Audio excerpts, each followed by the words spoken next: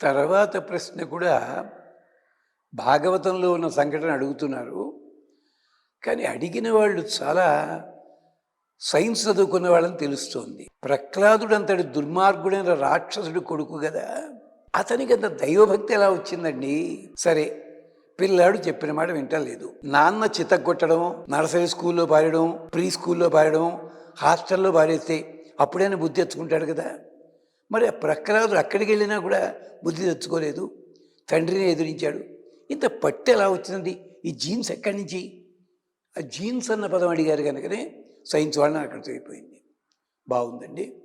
మీ సైన్స్లోనే మీ వాళ్ళే, మీ డాక్టర్లే ఓ మాట చెప్తుంటారు. గర్భవతులైన స్త్రీలు క్రైమ్ పిక్చర్లు, బీభత్సంగా ఉన్నవి, దెయ్యాల సినిమాలు దయచేసి చూడవద్దు. డాక్టర్లు చెప్తారు ఈ మాట. అలాగే గర్భం ధరించిన వాళ్ళు ఫలానా లాంటి పదార్థాలు తినవద్దు. ఇంచేత ఈ మధ్య తీర్థం పుచ్చుకోవడం అందరికీ కామన్ అయిపోయింది.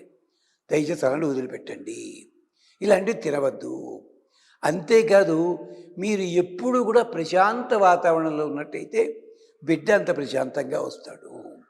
అందుకనే పాతకాలపు రోజుల్లో ప్రెగ్నెంట్ అమ్మాయిలు గుడికి వెళ్ళకపోయినా దండం పెట్టుకునేవారు, ఇంట్లోనే భారతం రామాయణం కథలు చదువుకుంటుండేవారు. ఇదేమిటి?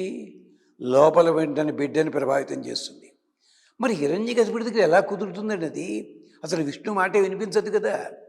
దీనికే రహస్యం భాగవతంలో ఉంది. మళ్ళీ క్షమించాలి, పండితులందరినీ అంటున్నాను కాదు, గుర్తుపట్టడం లేదు వాళ్ళు. హిరణ్యకశిపుడు తపస్సుకు వెళ్ళాడు. వెళ్ళినవాడు 2 రోజులు తిరగకుండా వెనక్కి వచ్చేసాడు. అప్పటికి లీలావతి గర్భవతి. అదేమిటి స్వామి, తపస్సు అయిపోయిందా? లేదు, ఆ చెట్టు మీద ఏదో కోకిల ఉంది, కోకిలో చిలకోను, అక్కడ నారాయణ నారాయణ నారాయణ అంటోంది, ఆ చెవి చిల్లులు పడినట్టు అయింది, వచ్చేసాడు అన్నట్ట. ఏమిటి అంది నారాయణ ఉందా? అలాగా అని చెప్పి లీలావతి ఆ రోజు హిరణ్యకశిపుడికి చక్కగాను ఏం చేయించింది? భోజనం పెడుతూ మళ్ళీ మళ్ళీ నారాయణ నారాయణ ఈ పదాలు ఆయన చేతే అనిపిస్తూ భోజనం పెట్టింది. మర్నాడు వెళ్ళాడు హిరణ్యకశిపుడు. మళ్ళీ తపస్సు అయిన తర్వాత వచ్చాడు. తపస్సు ఎన్నాళ్ళు చేశాడండి? ఎన్ని వేల సంవత్సరాలు చేశాడు తెలుసా? భాగవతం చదవండి. కానీ తపస్సు పూర్తయ్యే నాటికే ప్రహ్లాదుడు పుట్టాడే. ప్రహ్లాదుడు వయసు ఎంత? 5 శతాబ్దముల వాడు. అంటే 5 ఏళ్ళ తపస్సు చేశాడు హిరణ్యకశిపుడు. భాగవతం చదవండి అయ్యే ఒక్కసారి మళ్ళీను. కాదు, అతను చేసింది సుమారు 20,000 సంవత్సరాలు చేశాడు. మరి 20,000 పిల్లాడికి ఎంత ఉండాలండి? 5 ఏళ్ళు ఏమిటి? దీనికే భాగవతంలో చెప్పాడు, ఈ లీలావతిని చంపడం కోసం ఇంద్రుడు వస్తే నారదుడు అడ్డం పడి, పిల్లవాడు మంచివాడయ్యా, నీకు క్షేమం కలిగిస్తాడు అని ఆశ్రమానికి తీసుకెళ్ళాడు. అప్పుడు లీలావతితో అన్నాడు, అమ్మా నువ్వు ప్రసవిస్తే ఇప్పుడు ప్రసవిద్దు కానీ, లేదు నీ గర్భాన్ని నిలుపుకో, హిరణ్యకశిపుడు తపస్సు చేసి వచ్చే నాటికి ప్రసవిద్దు కానీ. అదలాగా నీకు బ్రహ్మవరం ఇచ్చాడు తల్లి.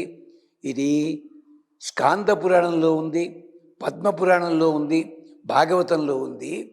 అందుకని గర్భంలో ఎన్నాళ్ళు ఉన్నాడు ప్రహ్లాదుడు? 30,000 సంవత్సరాలు ఉన్నాడు.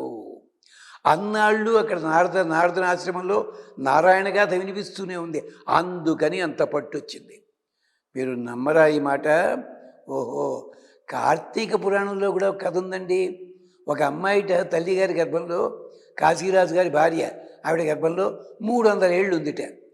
మరి దాని సంగతి ఏం చెప్తారండి? లలితక అన్న అమ్మాయి పేరు. ఇలాంటివి ఉన్నాయండి.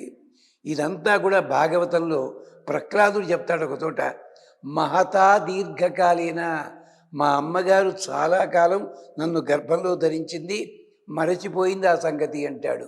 అందుకని ప్రహ్లాదుడికి పట్టు. మన పిల్లలు చెప్పిన మాట వింటలేదను తలతిక్కగా ఉన్నారు అంటే వాళ్ళ జాతకాలు కాదండి. ఆ బిడ్డలు గర్భంలో ఉండగా మీరు ఎలా ప్రవర్తించారు? విచ్చలవిడిగా ప్రవర్తించారా? అనుకోకూడదు తిన్నారా? ఏం చేశారు? అవి కూడా ప్రభావితం చేస్తాయి. అంచేతనే ఇప్పటికీ పాశ్చాత్య దేశాల్లో గర్భిణీ స్త్రీలకి చాలా కూల్గా ఉండే వాతావరణం, అంటే కూల్ అంటే మాలా కూల్ అని కాదు, మనసు ప్రశాంతంగా ఉండే వాతావరణమే కల్పిస్తారు. అది సంగతి. ఇది ప్రత్యేకించి చైనాలో విశేషంగా ఉంది. స్వస్తి.